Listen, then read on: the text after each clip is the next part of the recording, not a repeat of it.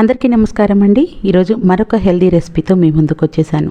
శనగల కూర రోటీ. దీంట్లో ప్రత్యేకం ఏంటి అంటే ఎక్కడ కూడా మనం ఒక్క చుక్క నూనె కూడా వాడము. అలా అని నెయ్యి కానీ వెన్నెను కానీ కూడా వాడే పని లేకుండా, ఎక్కడ కూడా ఆయిల్ అనేది లేకుండా ఈ రెండింటిని మనం తయారు చేసుకోవచ్చు. డైట్ ఫాలో అవుతున్నా, లేదంటే ఆయిల్ తక్కువగా తినేవాళ్ళైనా, లేదు వెయిట్ లాస్ అవ్వాలి అనుకున్న, హెల్దీగా ఫుడ్ తీసుకునే వాళ్ళకైనా సరే ఇది సూపర్గా ఉపయోగపడుతుంది. ముందుగా శనగల్ని నల్ల శనగలైనా తీసుకోవచ్చు, లేదా కాబూలీ శనగలైనా తీసుకొని 5-6 గంటల పాటు నానబెట్టేసుకొని తర్వాత కుక్కర్లో వేసుకొని కాస్త ఉప్పు వేసుకొని కలిపేసి 5-6 విజిల్స్ లేదా 3-4 విజిల్స్ మీ కుక్కర్ని బట్టి మెత్తగా ఉడికేటట్టుగా ఉడికించుకోవాలి. ఇప్పుడు స్టవ్ మీద ప్యాన్ పెట్టి నల్ల యాలుక్కాయ, 2 లవంగాలు, స్టోన్ ఫ్లవరు, 2 బిర్యానీ ఆకులు, చెక్క వేసేసుకొని కొంచెం జీలకర్ర కూడా వేసేసుకొని ఫ్రై చేసుకొని అది పూర్తిగా చల్లారిన తర్వాత పౌడర్ చేసుకోవాలి.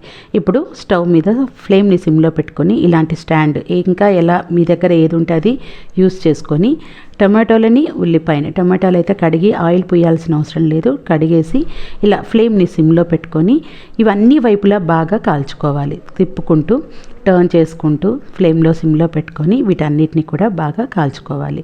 టమాటాలు అయితే తొందరగా మనకి మగ్గిపోతాయి కాబట్టి టమాటా ఒకసారి మగ్గిన తర్వాత వాటిని సపరేట్గా తీసుకొని పక్కన పెట్టేసుకోండి. పూర్తిగా చల్లారిన తర్వాతే దానిపైన ఉన్నటువంటి నల్లటి పొరని తీసేయాలి. అలాగే ఉల్లిపాయ కాస్త టైం పడుతుంది, పెద్దది కాబట్టి మీరు మీడియం సైజు లేకపోతే చిన్నవి తీసుకుంటే ఒకటి చిన్నది ఒకటి మీడియం సైజు తీసుకుంటే సరిపోతుంది. ఇలా చల్లారిపోయిన తర్వాత పై పొట్టు అంతా తీసేసిన తర్వాత టమాటోలని మిక్సీ జార్లోకి వేసుకొని ఉల్లిపాయనైతే 4 ముక్కలుగా కట్ చేసుకొని వేసుకొని కొత్తిమీర కాడలు, అలాగే 1 స్పూన్ అల్లం వెల్లుల్లి పేస్ట్, కరివేపాకు వేసుకొని మెత్తగా గ్రైండ్ చేసుకోండి. ఇప్పుడు కుక్కర్ విజిల్ ఆవిరంతా పోయిన తర్వాత మూత తీసి చూపిస్తున్నాను. చూసారు కదా, శనగలు చాలా మెత్తగా ఉడికిపోయినాయి. ఏ కలర్ శనగలైనా సరే మీరు యూస్ చేసుకోవచ్చు. ఇప్పుడు స్టవ్ ఆన్ చేసేసి కుక్కర్ స్టవ్ మీద పెట్టి దాంట్లో పసుపు, అలాగే గ్రైండ్ చేసుకున్నటువంటి ఉల్లిపాయ టమాటా పేస్టుని వేసి జార్లోకి కొద్దిగా వాటర్ని వేసుకొని ఆ వాటర్ని కూడా యాడ్ చేసుకోండి. తర్వాత దీంట్లోకి తగినంత కారం, నేనైతే 2 స్పూన్ల వరకు కారాన్ని వేసుకుంటున్నాను. తర్వాత మనం మసాలా పొడి తయారు చేసుకున్నాం కదా, ఆ మసాలా పొడిని కూడా 1 స్పూన్ నిండుగా వేసేసుకొని బాగా కలిపేసుకోండి. ఈ కన్సిస్టెన్సీ కొంచెం వాటర్ అంతా తగ్గిపోయి దగ్గరగా వచ్చే వరకు ఉడకనివ్వాలి. కాబట్టి ఫ్లేమ్ని మీడియంలో లేదా లోలో పెట్టుకొని ఈ ప్రాసెస్ అయితే మనం కంప్లీట్ చేసుకోవాలి.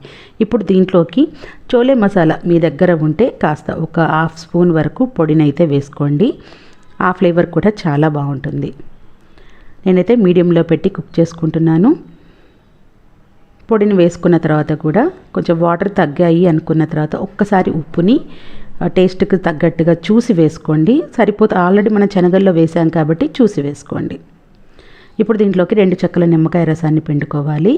స్టవ్ ఆఫ్ చేసేసి నిమ్మకాయ రసాన్ని పిండుకోండి, లేదంటే నిమ్మకాయ రసాన్ని పిండుకున్న వెంటనే స్టవ్ ఆఫ్ చేసేసి ఒకసారి బాగా కలుపుకుంటే ఇక్కడ మనకి శనగల కర్రీ రెడీ అయిపోతుంది. ఆయిల్ ఏమి యూజ్ చేయకపోయినా టేస్ట్ అయితే చాలా చాలా బాగుంటుంది. తప్పకుండా ప్రిపేర్ చేసుకోండి. ఇప్పుడు పిండిని కలుపుకుందాం. 2 బౌల్స్, ఏదైనా కప్పు కానీ గ్లాస్ కానీ తీసుకొని 2 బౌల్స్ల గోధుమ పిండిని తీసుకొని ఆ బౌల్లో సగం బౌలు జొన్న పిండిని తీసుకోవాలి. మీరు పిండి మీకు ఫ్రెష్ అయితే జల్లెడ పట్టుకోవాల్సిన అవసరం లేదు, లేదంటే జల్లెడ పట్టుకోండి.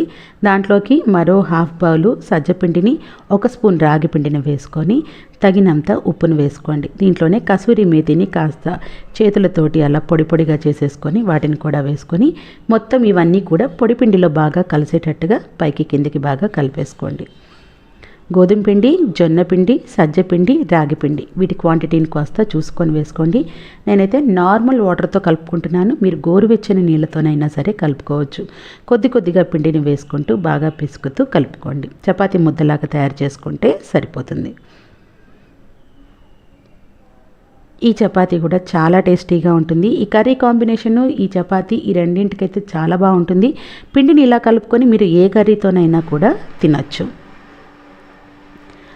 ఆయిల్ కూడా మనం ఎక్కడా యూస్ చేయలేదు. చపాతీ పిండిలో కూడా నార్మల్ వాటర్ యూస్ చేసే కలుపుకున్నాము. చాలా సాఫ్ట్గా వస్తుంది. ఇప్పుడు చిన్న చిన్న ముద్దలుగా చేసుకొని పొడి పిండిని చల్లుకొని చపాతీలాగా చేసేసుకోవాలి. ఈలోపు పొయ్యి మీద పెనాన్ని పెట్టేసుకొని వేడి చేసుకోండి.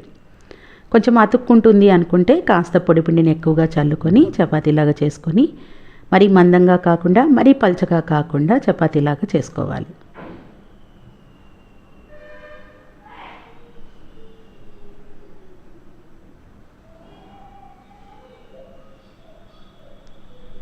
తర్వాత ఇలా తయారు చేసుకునేటువంటి చపాతీని పెనం మీద వేసేసుకోవాలి.